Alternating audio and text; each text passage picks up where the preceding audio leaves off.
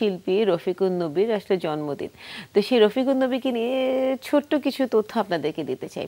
রণবী নামেই তিনি জনসাধারণের কাছে বিপুল সমাদৃত।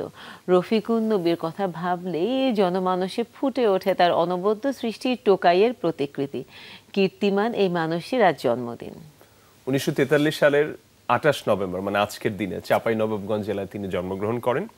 শিক্ষাগত জীবনে বর্তমানে তিনি সম্মানিত হয়েছেন ঢাকা বিশ্ববিদ্যালয়ের এমিরেটাস অধ্যাপক হিসেবে। শিল্পকলা এবং সাহিত্য চর্চায় অবদানের জন্য এমিরেটাস অধ্যাপক রফিকুন নবী দেশের দ্বিতীয় সর্বোচ্চ সম্মান ২১ পদক সহ দেশে এবং বিদেশে বহু সম্মান পুরস্কার পেয়েছেন তিনি।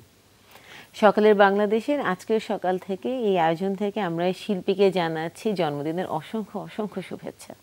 শুভ জন্মদিন স্যার। আপনি যদি আমাদের এটা দেখে থাকেন কিংবা জেনে থাকেন, আপনাকে অনেক জন্মদিনের শুভেচ্ছা। অনেক দিন আপনি কাজ করে যান, আমরা এটা চাই।